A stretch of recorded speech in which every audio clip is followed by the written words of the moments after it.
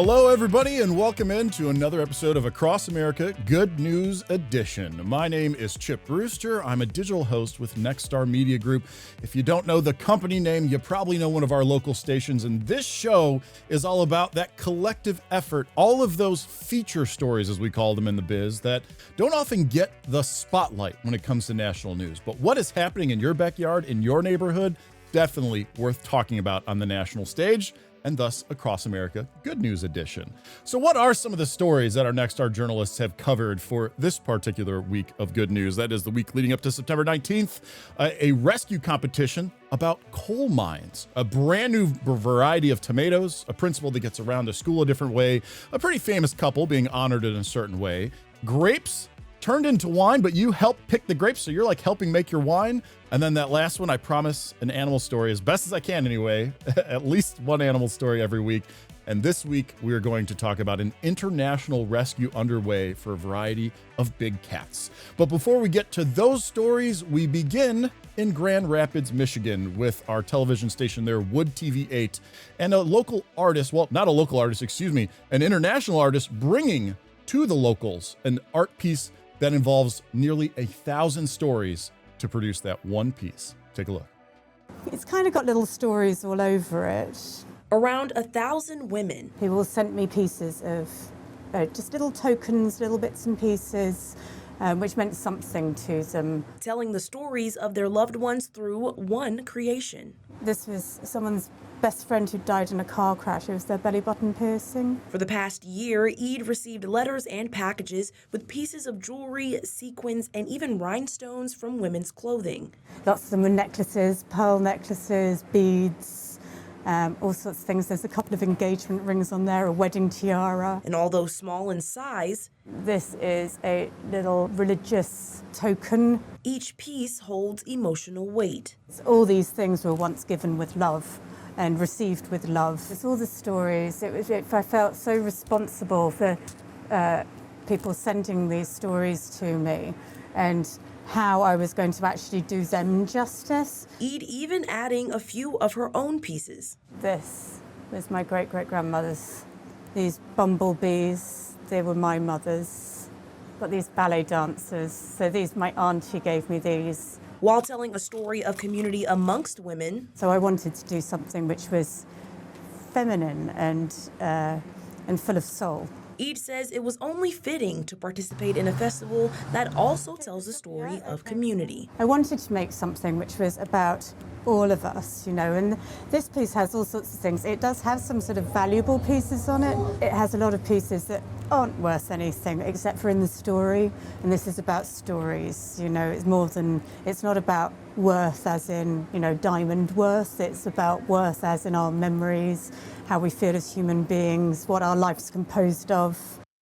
And of course, that worth can't be measured. I love that story specifically because of the stories within it, right? If you happen to be in the Grand Rapids area, by the way, the piece is called No Ordinary Love, and it is on display at the Art of Life Now Gallery off Division Avenue in Grand Rapids, beginning September 18th, which is it's there. Hey, there you go. Check that out if you happen to be in the area. Now, I love that story because of all the stories that went into that one piece of art. But honestly, it can be a single person story that has the biggest impact on someone's life. And that's what this next one is all about. A choice one person made that forever changed the course of one of their friends' lives. I'll let them tell the story.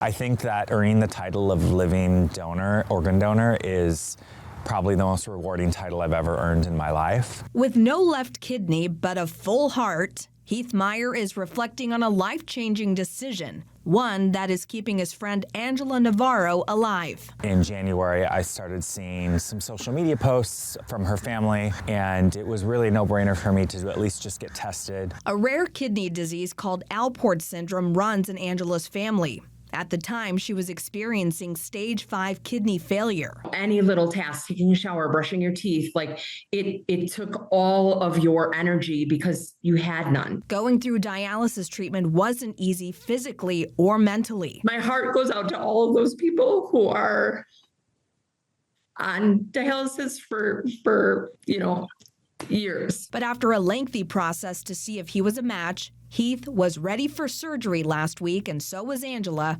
finally getting her off the transplant list after more than 2 years. Much shorter than what doctors first told her. I'm O positive. So for a deceased donor for O positive, for me would be a 5 to 7 year wait. The National Kidney Foundation says the average wait time for a transplant in the U.S. is about 5 to 10 years.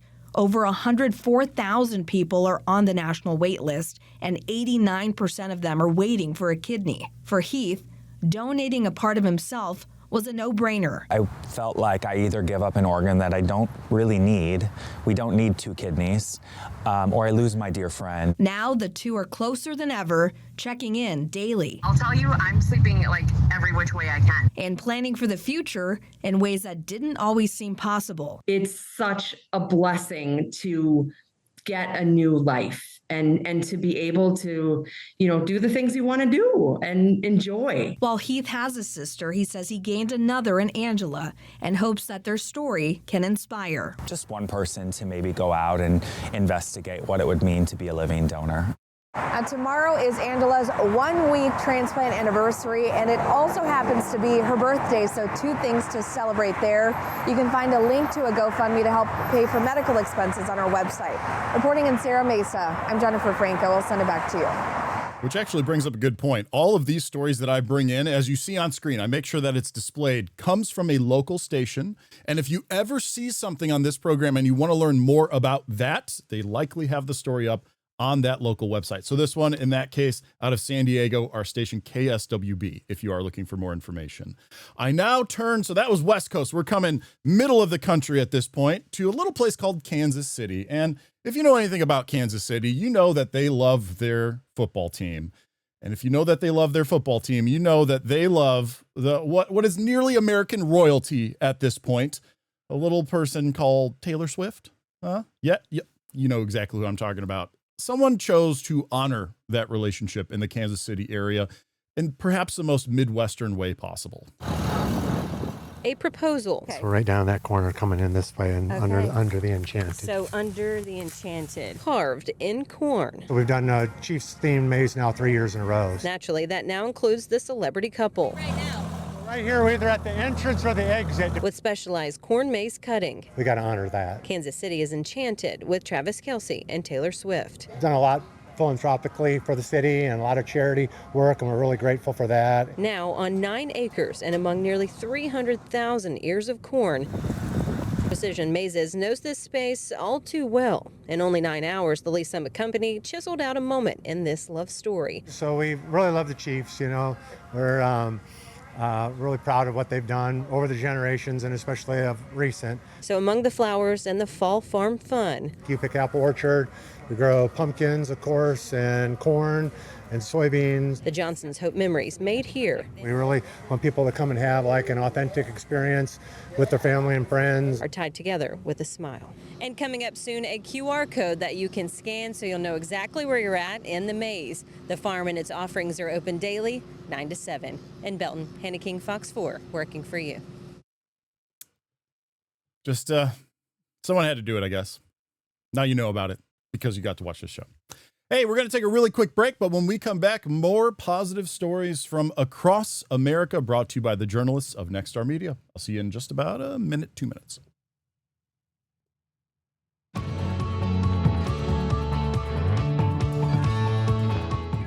Welcome back for this next story on this edition of Across America Good News Edition. We're headed to St. Louis, Missouri, and our station there, KTVI. I had a lot of good teachers in my day, a lot of principals, many of them making a huge impact on me. But I would never have forgotten a single principal had they gotten around the school like this next one. Check this story out. All right, Sally. She's a principal on skates, literally. Dr. Carlock, you're my favorite. Dr. Stacey Carlock rose through her school with energy, creativity, and a contagious smile. In education today, we have a lot of burnout and turnover. So I really try to keep the mood light here while still learning. Dr. Carlock Joy isn't just an extra at Ladue Early Childhood Center. She says it's essential. It's very important that I set the tone for the building. I'm really big on culture and morale, and I want this place to feel like something special. Stacy Carlock has created a culture and a climate for our early childhood kids like no other. Her leadership has gone viral with videos of her skating and celebrating with students and have been viewed thousands of times. And one day I just started posting it and I got overwhelmed by the response I was getting. I didn't realize there was such a big audience for this. All the comments, all the just the messages I've been getting about how they love what I'm doing. And it's really just me being me. Like, this is just who I am. Teachers say her style has shifted the culture. It is a great place to work. It's the happiest place to walk in the door every day. Our director, Stacy Carlock, just makes it a fun place for the kids, makes it a fun place for the staff. From morning greetings to new traditions, Dr. Carlock is showing that joy can shape futures. She's meeting every kid, every student, every staff where they are, but she's doing it in a joyful way, and that's just so needed right now. Even if you're coming to work and having a not so good day, when you come in here, you're going to have that Disneyland experience. It's always a happy place. That Disneyland experience. I mean, it definitely is something unique, entertaining. It's funny. The thing that sticks out to me was the desk that's also on wheels. So she's on roller skates and she's rolling around with her desk throughout those hallways. Very cool experience at that school. And yeah, talk about meeting the kids where they are, regardless of how they're feeling. You walk in and see your principal on roller skates. I think that starts your day off on the right foot. Speaking of meeting kids where they are, I want to bring up our next story coming to us from our station in New York City. That's WPIX, WPIX. And this one is about kids in different places in their lives, physically, mentally, emotionally, and bringing them together through sport. Sometimes in life, you don't feel like you have a level playing field. Just ask 15-year-old MJ Katunkin. I feel like sometimes when I'm doing track and field, I feel like I can do a lot in that, but sometimes due to people that are taller than me, some are faster. He has dwarfism and has been a part of the Challenged Athletes Foundation since he was 6. This is my home, and I feel more comfortable with others that I can relate to. There we go. At a special event in the Bronx on Sunday, dozens of athletes with disabilities got the chance to play pickleball, volleyball, and basketball, each sport with adaptations to make them more inclusive. What we do is provide sports adaptive equipment, training, and mentoring for people with any type of physical disability, whether it's through birth defect, disease, accident, or acts of war. But making sports inclusive isn't the same as making them accessible. That's where CAF comes in. Sunday's school program is all about showing what it takes to make these opportunities possible. These sports adaptive wheelchairs that you see here, not covered by insurance, they could be anywhere between $4,000 to $10,000. On Sunday, young volunteers like Sienna Shore came to help out and to show these athletes they're not alone. Just the community, being able to mix challenged athletes with people without physical disabilities, it's so special to me and it's so inspiring. In Riverdale, I'm Julie Millay, Pix 11 News. That's awesome.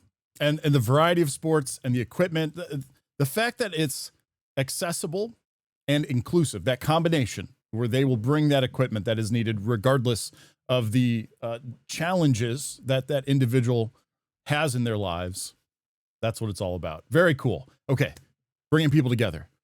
What brings people together more, well, adults anyway, more than a good glass of wine?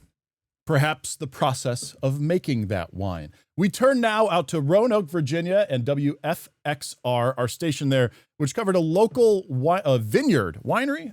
Might actually be both. I'm not sure the distinction between the two, and how they reach out to their community in order to get the harvest done and ultimately bring the bottles, bring the good times to all. The Beatles once sang, "I get by with a little help from my friends." I'm over here. Where are you? So what's that have to do with Virginia grapes? Well, in this case, a lot. Every year, the folks at Fables and Feathers Vineyard in Goodview throw a little grape picking party. They invite their customers to help with the harvest. It's amazing to see them all come out for it. When we first started, we didn't know anyone down here, and we were doing it all on our own. It was a lot. And then once we opened and we started meeting people, and I mean, Virginia is just full of the friendliest people I've ever met. It's just great. We love it. eventually you'll be drinking those grapes. Yeah. All right, so you want to talk about an immersive experience.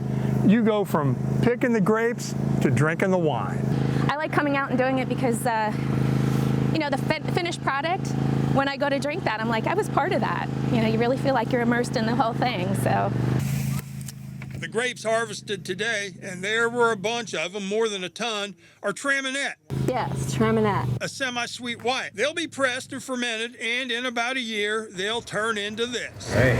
And for a wine lover to say you were part of the process of creating that thing that you love, well, it feels pretty good. Yeah, to be part of the process, to coming out here in the vineyards and seeing the grapes and how they're grown, and to harvest them yourself and then come back and drink that wine. It's a great experience. It's beautiful. One of the coolest parts of hosting this program is how much I get to learn and see from across the country, across America. I should really reference that. It's in the name of the show. But especially on the food side, it's really neat to see those different festivals and cultures and the agriculture side. Like, did you know that there was a major grape and wine production industry in Virginia? Maybe you did. Maybe that's on me, but still cool nonetheless. And by the way, red grapes, that picking season, that harvesting season is just a little bit down the road. So they're doing all the white right now. Speaking of learning about produce, here, we're going back to New York for this one, where there is a team of scientists that have developed a new tomato. A new tomato. I'm in. All tomatoes are not created equal. Take a bite, you'll know. You want something that's firm, that has a good amount of crunch when you bite into it. Now take a ride on the golf cart around the Snyder Research and Extension Farm near Pittstown, New Jersey. It's the Rutgers University Center for Sustainable Agriculture.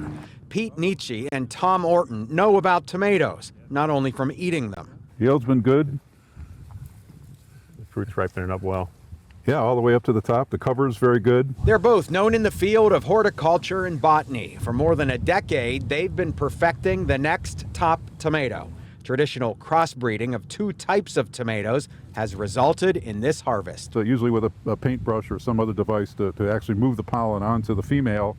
And then if it's successful, in a couple of weeks you get fruits developing from the pollination. They call it Scarlet Sunrise after the colors of the skies and other New Jersey tomatoes. A taste test is required, Pete, so what should I be looking for when I'm eating it?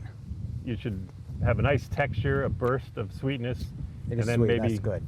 A little bit of acid and a little bit of complexity. A lot of appeal and allure within New Jersey, and so we wanted to continue that tradition and also to help the local farmers to become more profitable. Tomatoes are serious topics. They think this one is hardy, tastes good, and can produce a good crop longer into the growing season. You want to put this out there and say, try this? Oh yeah. We're hoping our seed company has seed available next spring and that both gardeners and farmers can try it. We think they'll enjoy it. This variety of tomato, the Scarlet Sunrise, will be protected as intellectual property. Rutgers University will do that with the U.S. Department of Agriculture. In Pittstown, New Jersey, I'm Greg Mocker, PIX 11 News.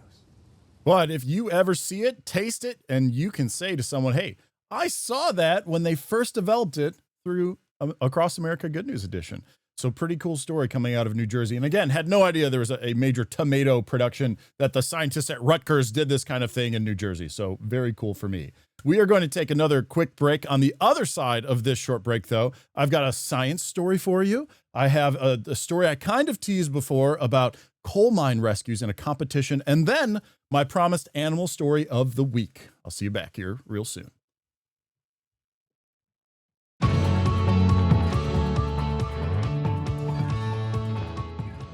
We are back. So the science story, I hadn't talked about that till right before this break. It's not necessarily like good news, but I just found it fascinating. And so I thought it was worth adding into this week's program. This one, we're heading to Austin, Texas, and our station KXAN to learn about the collision of black holes. So I hope someone out there is geeking out with me on this one. This concrete building in Washington State may not look like much, 10 years ago, it was responsible for one of the most important discoveries of our time. Ladies and gentlemen, we have detected gravitational waves. We did it. Gravitational waves were first theorized by Albert Einstein. These are ripples in space and time itself. Aaron Zimmerman with UT Austin is part of the team studying gravitational waves, which actually allow us to see the part of the universe that is dark, that is otherwise completely hidden. Chad Hanna with Penn State University. They were detected from the first time from the merger of two black holes. That first collision was detected in September of 2015 here at the Laser Interferometer Gravitational Wave Observatory. LIGO is the most precise measuring device ever built. Turns out black holes collide a lot. In that moment where the black holes are colliding, more energy is coming out than all the stars in the universe shining. This week, a new discovery by the LIGO team. When black holes collide, they don't just release energy. As these two black holes become one, they are joining together. The surface area of the newly merged black hole equaling the combined surface area of the two smaller black holes, something theorized by Stephen Hawking. It's kind of like exploring, new continents, new world. Zimmerman says that discoveries like this won't change our day-to-day lives. But the methods we invent to learn more about gravity might change your life tomorrow. In Austin, Eric Henrikson, KXAN News. Cool. I know, it kind of said it. It's not changing our lives anytime soon, but I don't know, maybe down the road, we'll look back and be like, oh, that was when this thing started. So there you go. Neat, right? Now let's head back out to the East Coast. We're headed to West Virginia this time. And this is and that's the other piece of this, the regional part where it's like a community thing that you would never have experienced because it's this local story that you're getting to watch on this national stage. A coal mine rescue competition. A true competition, but of course the end goal is the ability to rescue in a more efficient, faster way, and thus ultimately save lives, increase the safety of that particular community. Check this out. In coal mine rescue competitions, speed and accuracy is the name of the game. Teams are presented with an emergency situation and must work together to find the safest and quickest way to conduct a rescue. So these training exercises gives guys a taste of the real thing, as close as practical, and it teaches them how to keep a calm demeanor about them and work through obstacles that they're not normally encountered in normal mining conditions. Typically, coal mine safety teams have only a few obstacles they must overcome in real emergency situations. But in a mine rescue contest, teams are faced with several compounding challenges, ranging from toxic gas and cave-ins to unstable roofs and encountering injured miners along the way. While the competition isn't happening in a coal mine, one competitor I spoke with said the skills they practice today will translate to emergency situations they'll face in the real world. So it is a training exercise, but a lot of things translate to the real world. You think about the teamwork and the communication, the mapping, problem solving. What we're doing really does translate into the work that we might have to do in a real coal mine event. The safety teams competing today travel across the country and practice year-round for these competitions. But at the end of the day, being prepared for an emergency situation and putting their own lives on the line for the sake of others is what the job is all about. I mean, honestly, a big thing is, you look around and all these teams are competing against each other.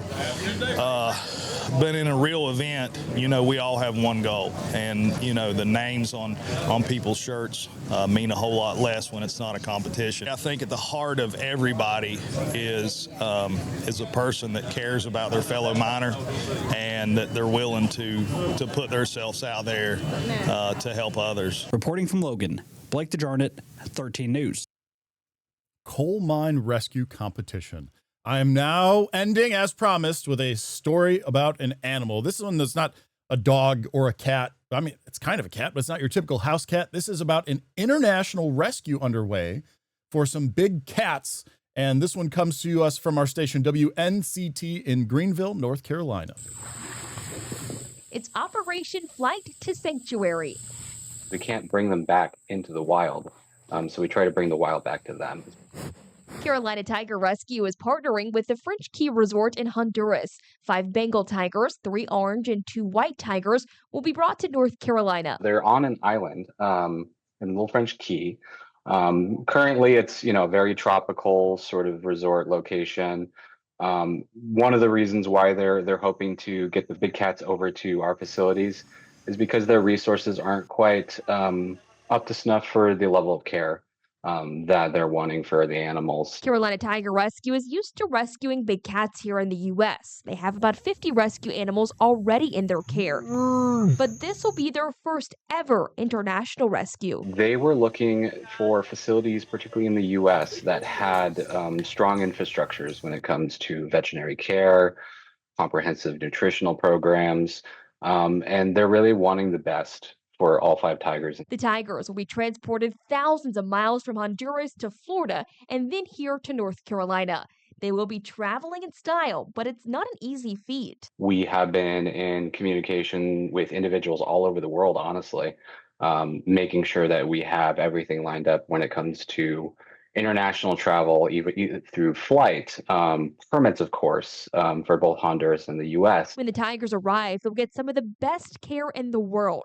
The big cats will spend about a month in quarantine first. We want to ensure that they're healthy. For many of our animals, just the quarantine facility alone is a huge improvement over their last home. Carolina Tiger Rescue says it's all about giving these animals a better life. I think it definitely is a good benchmark to show how far along we've come as organizations, to be able to be capable of not only conducting an international rescue like this with 8 big cats, but also be able to have the experience and the resources to do it safely. And as always, with all these stories, more information on that, if you're curious, on the website of that local station. Thanks so much for joining me for this edition of Across America Good News Edition. I'm Chip Brewster. We'll keep this thing going, so I hope to see you on a future episode of Across America Good News Edition. Remember, all these local stories coming together to bring us a little bit of positivity in our week. Take care, everybody.